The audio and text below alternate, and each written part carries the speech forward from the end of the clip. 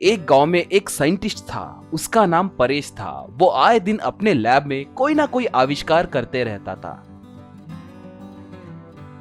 उस गांव में एक नेता हुआ करता था। उसका नाम लालू था। उसने अवैध रूप से बहुत सारा काला धन कमाया।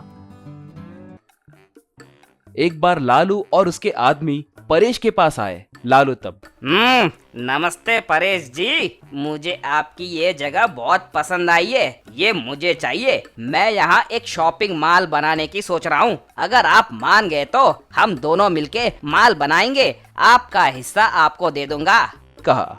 परेश तब, देखिए लालू जी, मैं एक साइंटिस्ट हूँ, आपके जैसा नेता नहीं हूँ और व्यापारी भी नहीं हूँ। आप अवैध रूप से कमाए पैसों से करने वाले व्यापार में मैं हिस्सेदार नहीं बनूंगा। मैं यहाँ किसी माल को बनने नहीं दूंगा। मुझे मेरा घर बहुत पसंद है। अब आप जा सकते हैं। कहा।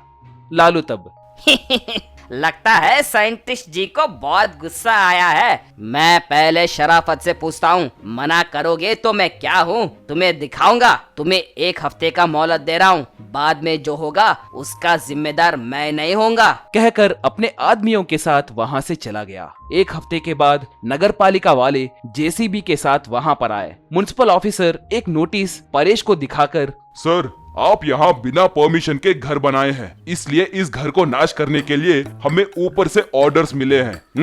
देख क्या रहे हो भाई, शुरू करो। कहा। परेश रोकने के लिए बहुत गिड़गिड़ाने लगा। फिर भी वो लोग उसकी बात नहीं सुने और उसका घर नाश कर दिए। इतने में परेश का फोन बजा। उसने फोन उठाया। फोन में लालू। क्यों भाई साइंटिस्ट, अब बेचारे आप कहाँ जाओगे? कुछ फिक्र मत कीजिए। माल बनने के बाद आपके मुंह पे थोड़े पैसे फेंक दूंगा। वैसे भी तुम एक आफ्टर ऑल साइंटिस्ट हो, तुम मेरा क्या बिगाड़ सकते हो? कहा। ये सुनकर परेश को बहुत गुस्सा आया। बाद में परेश एक घर को भाड़े पे लेकर उसमें रहने लगा और वहीं अपने आविष्कार करने लगा। वो अपने लैपटॉप में लालू के फोन को टैप करके वो किससे क्या बात कर रहा है कहकर सुनने लगा। ऐसे एक बार एक मंत्री लालू को फोन करके, देखो भाई लालू, तुम जरा संभल कर रहना। बहुत जल्द तुम पर सेंट्रल सरकार के अधिकारी रेड करने वाले हैं। पकड़े गए तो तुम्हारी पूरी जायदाद को हड़प लेंगे। कहा।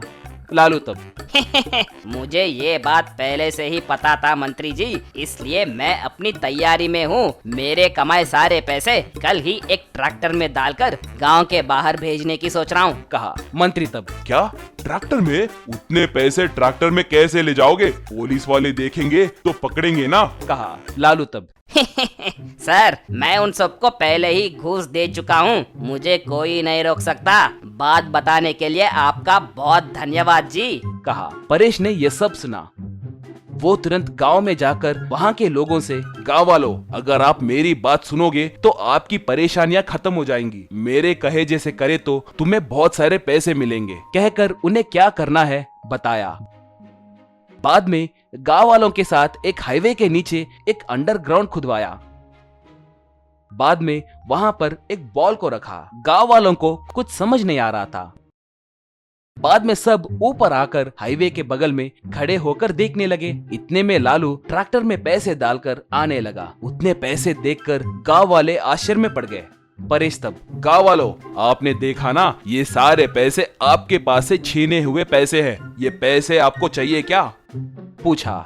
सब, हाँ, हमें चाहिए, हमें चाहिए, हमें पैसे चाहिए कहकर पुकारने लगे। तब परेश अपने हाथ में मौजूद रिमोट के बटन को दबाया। बस अंडरग्राउंड में मौजूद वो बॉल एकदम से बड़ा होने लगी। उस बॉल के वजह से हाईवे की ऊंचाई बढ़ी। इस वजह से वो ट्रैक्टर उलटकर उसमें मौजूद सारे पैसे नीचे गिर गए। लालू एकदम से उड़कर दूर गिरा।